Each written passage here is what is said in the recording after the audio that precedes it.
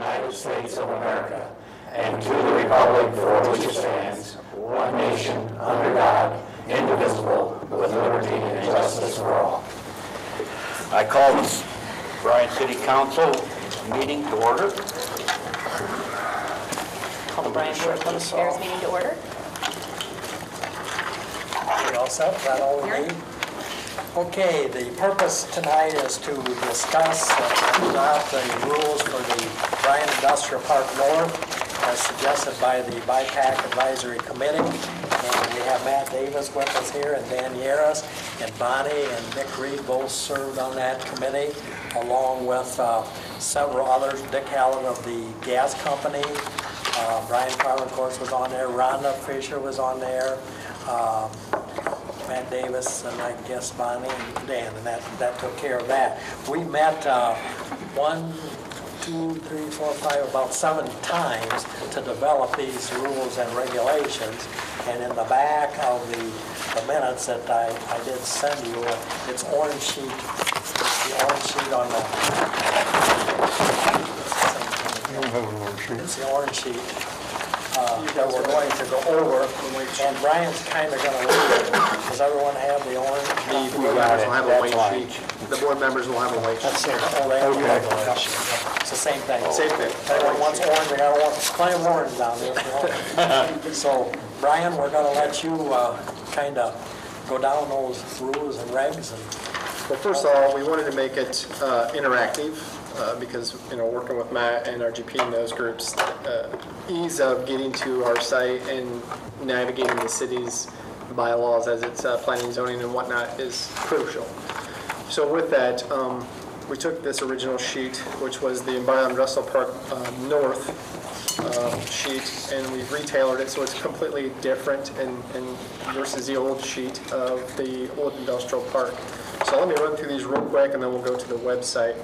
So the first couple of things you'll notice, hopefully on your sheet, it calls out the chapter that we're dealing with. So the industrial park shall conform to Chapter 1157, which is your planning, zoning, your industrial codes. We call out the future building requirements, and number 2. Number 3 is, again, very similar to the old one with the outside storage areas. Again, we call out the specific chapters in the planning and zoning code so that when they click on that link, it should take them there. Now, when we get to this point, I'm going to tell you we have a little hiccup with that, but we're going to have a workaround as well. And again, we go through the drives, that there must be hard services, number 4. 5 is about the signage, trying to keep it to the code itself. Security lighting, we want to sort of stay dark sky compliant with all the LED lights we've had in town. It's changed the reflective ratio of the city. So at nighttime, you don't see the glow of the city. We want to keep that because that's a positive thing. It's being environmentally correct. Number 7, we talked about the noises and fumes, and those would be under the performance standards for P&Z 1157 as well as any state and federal guidelines. And again, we feel that the construction must commence within 12 months of the purchase of the ground. That will be recorded in the deed covenant and the purchase agreement. Reason being, this property is not to be purchased and sat on. The property is to be purchased and developed. And we wanted to have some teeth in that to make sure that whoever, the suitor was, wanted to buy this property, they understood that this 12-month period is when you're going to start cutting ground and getting this thing going. And again, the on-site water retention will be required. The EPA is requesting that, so retention pond, so that will help us with our drainage and whatnot. Again, all this is a little bit different than the Bryan Industrial Park. I'll call it the south one, which is on this other side of town here. On that particular guidelines, you talk about brick lines and roof lines and some other things. That's a different type of park. So this is where we're at with this. Now we took these guidelines and we took a liberty and we built them on the BMU website first. Okay, and I'm gonna give you a little background on why. BMU's website, we're interactive with that pretty much weekly. Lou and her team are always in there doing a lot of things and updating it and making it very interactive. We know in the near future we're going to be rebuilding our website. We wanted a place that could be always accessed. And within that, we're going to provide a link on the city's site that links right into us. The end user won't even know it. It's just going to go from one right into the other, okay? So if you would click on our website, this is, I'm going to say our as in the city's BMU website, we call out right away in this open spot here, Bryan Industrial Parks. And when we click on that, we actually set up, Lou and her team set up the page to be considered industrial parks in general. You know, it didn't make sense just doing a Bryan Industrial Park North site on here and not have, I'm gonna call it the South. I realize we don't name it that way, but the Bryan Industrial Park South, we wanted to highlight that as well. So all these areas where that finger comes up and says, hey, you can go someplace, those are all interactive. So this is the old site that we still have currently in the city of Bryan's owned for a long time. It shows all the available spaces still in that. Our team put together a video. I'll play it, it's only a couple minutes. And this is the old site. Again, to do it justice, we think we should highlight that as well.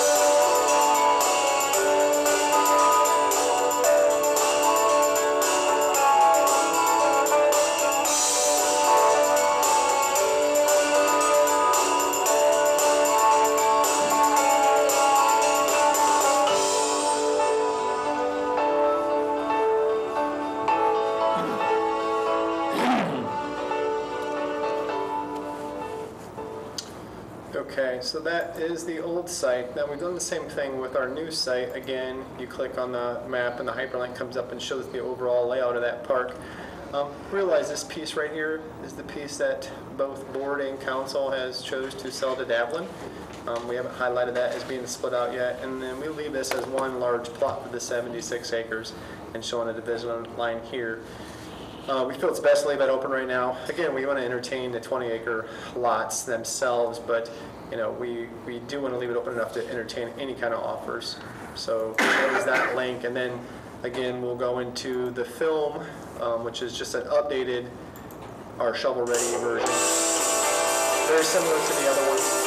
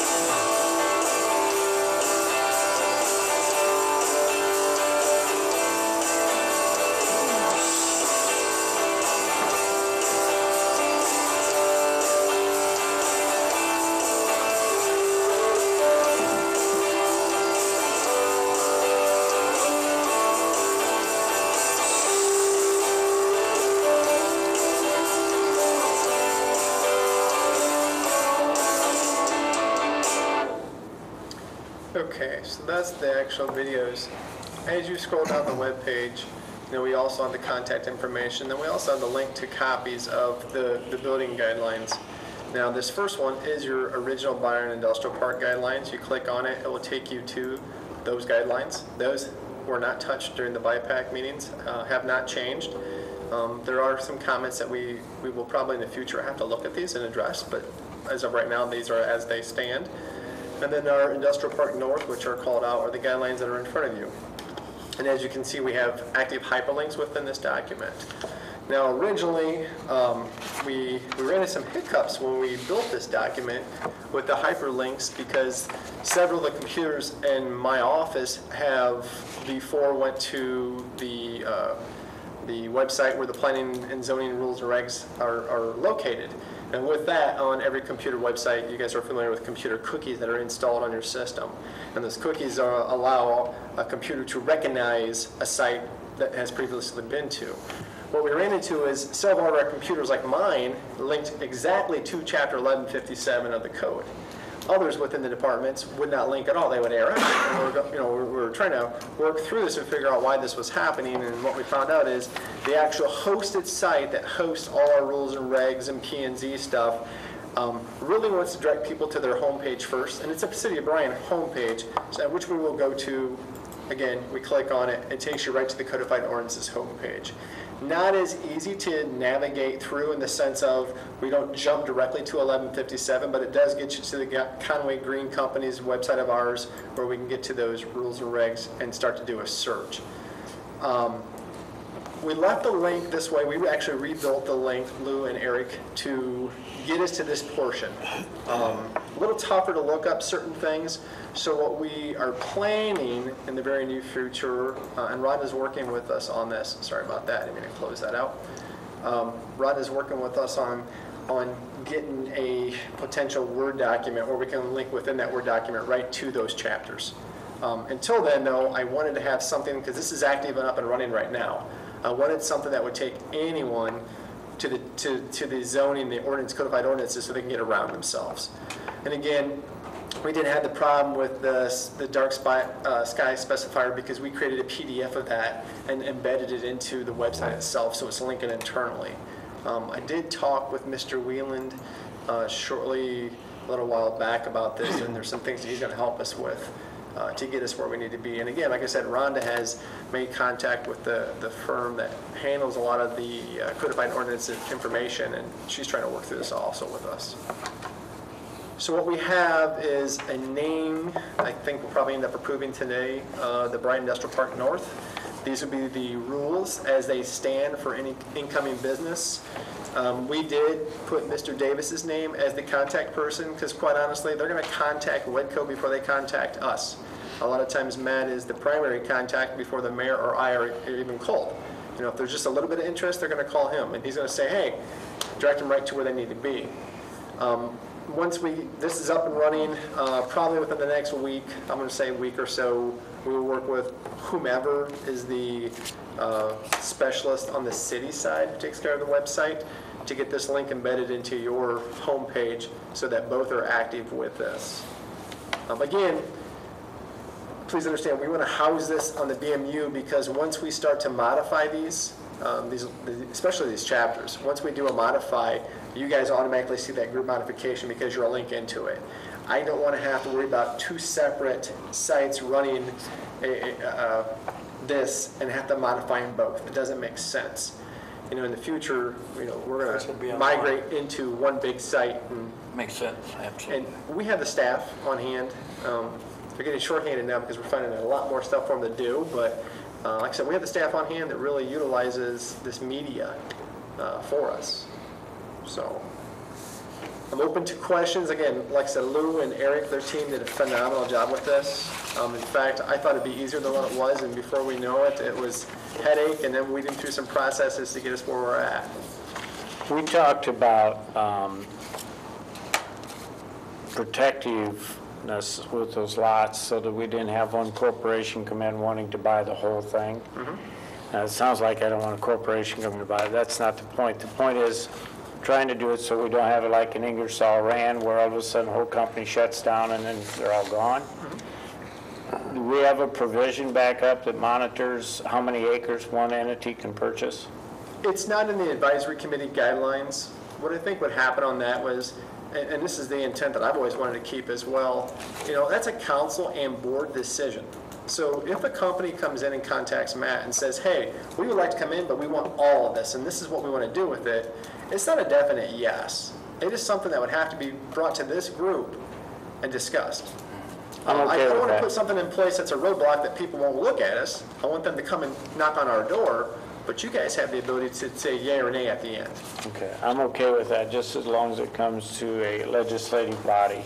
Yeah, that's a good point. Good point. Yeah. Video was very well done. Good job. Yeah, the team did it. And I think the BPA committee, even though there was, 7 or 8, 9 steps, each one of those was discussed Very thoroughly. thoroughly over and over again. Dan, did you understand my question, where I was going with that? Okay. What would happen right now, right, if you click on 1157, what happens? Well, if I click on 1157, 1167, 1163, or 65, those are all different areas of the ordinances.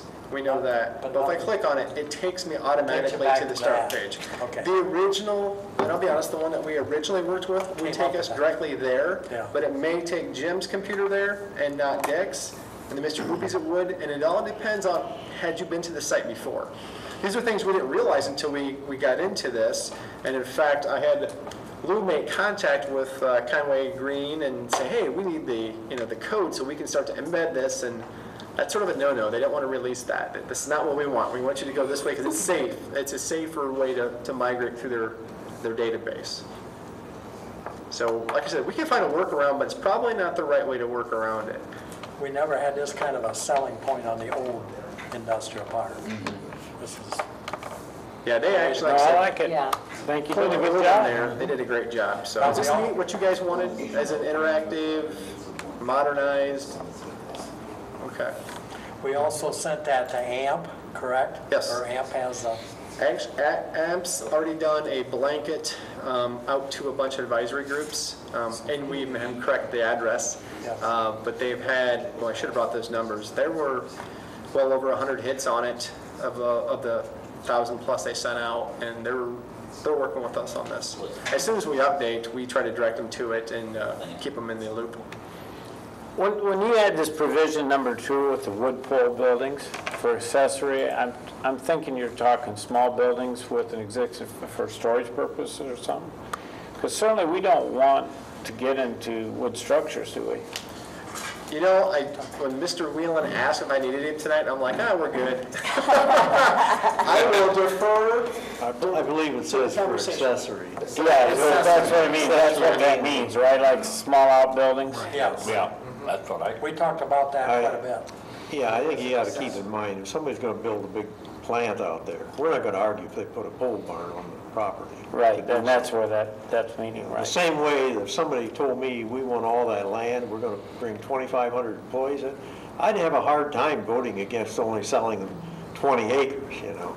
And it does say here that the building plans, site plans, and all must be submitted to the Bryan City Engineering Department. So it's not like there won't be any oversight or anything. Right, and realize, Well- BPAC's just nothing more than an advisory group. You know, it truly goes to city engineering, who then returns it to P&Z, who then recommends to you folks on how to go forward with this. But this is just an advisory team, to get everybody's ducks in a row, to answer any of those tough questions. Nobody wants to come in with a multi-million-dollar deal and then have the utility go, oh, wait a minute, we're going to force you to spend another $100,000 on this other improvement here. They want to know that up front. Yeah. And that's what this is all about, putting those things on the table up front, so there's no hiccups halfway through. The one thing I really like about this is number 8. If it's purchased, it's got to be done, because, you know, we annexed all that on State Route 34, and then the whole thing folded, and we sit there with that whole lot of, whatever you want to call it, with nothing there, and we don't want that. All it did was create a liability for the city.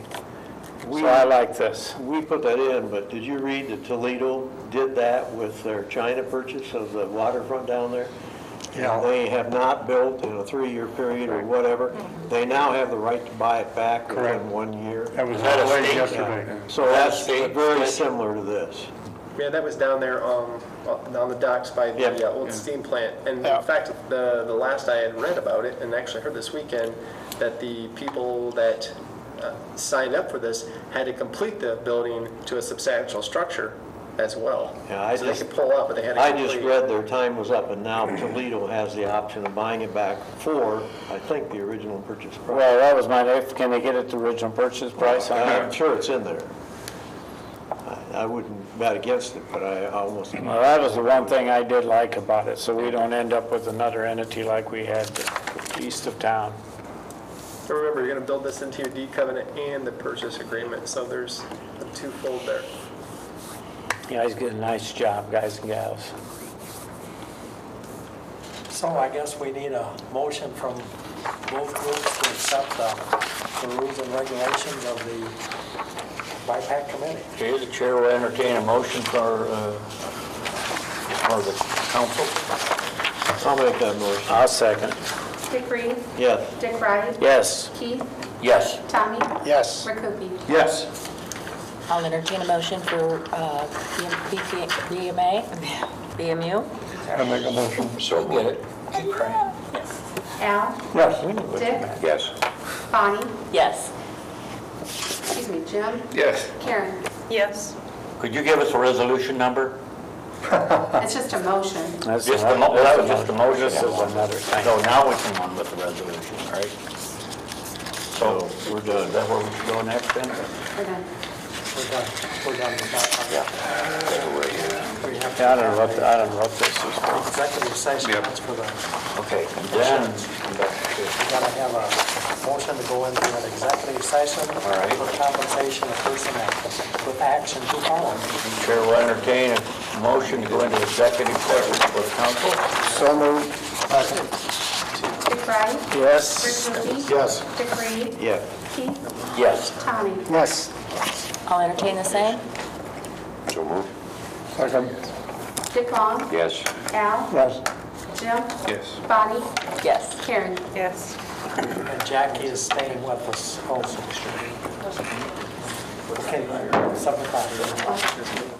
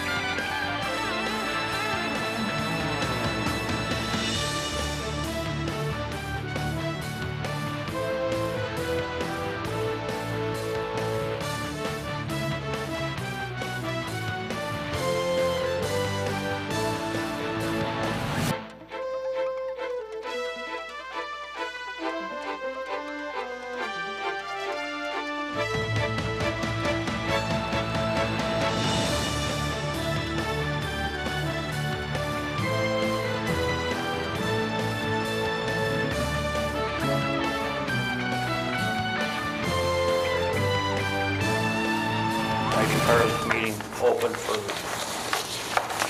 the city council And for BPA as well. and BPA, okay? At this time, we'll entertain a resolution. Lori, would you number and read, please? Yes, resolution number 13, 2015 for Bryan City Council. A resolution to set the employee annual premium rate for health insurance for the period September 1st, 2015 through August 31st, 2016, and declaring an emergency. I move we suspend. I'll second that. Dick Wright? Yes. Keith? Yes. Tommy? Yes. Dick Reed? Yes. Rick Hoopie? Yes. I'll make a motion to pass. Second? Dick Reed? Yes. Rick Hoopie? Yes. Tommy? Yes. Keith? Yes. Dick Wright? Yes. Kind of lost the same. Resolution number 25, 2015, for the Bryan Board of Public Affairs. A resolution to set the employee annual premium rate for health insurance for the period September 1st, 2015 through August 31st, 2016, and declaring an emergency. So moved. Second. Al? Yes. Dick? Yes. Bonnie? Yes. Jim? Yes. Karen? Yes.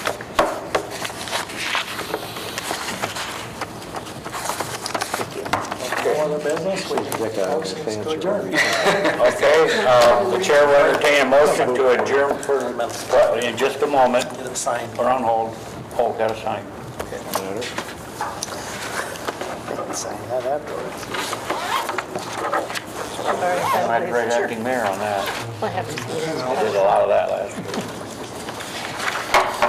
Now, the chair will entertain a motion from council to adjourn this meeting, this joint meeting. You can have it, man. I'll make that motion. That's very nice. I gotta give those away before the year. Tommy? Yes. Rick Hoopie? Yes. Dick Reed? Yeah. Dick Wright? Yes. Keith? Yes. And I'll entertain a motion to adjourn. So moved. Second. Al? Yes. Jim? Yes. Bonnie? Yes. Dick? Yes. Karen? Yes. Thank you. Sure.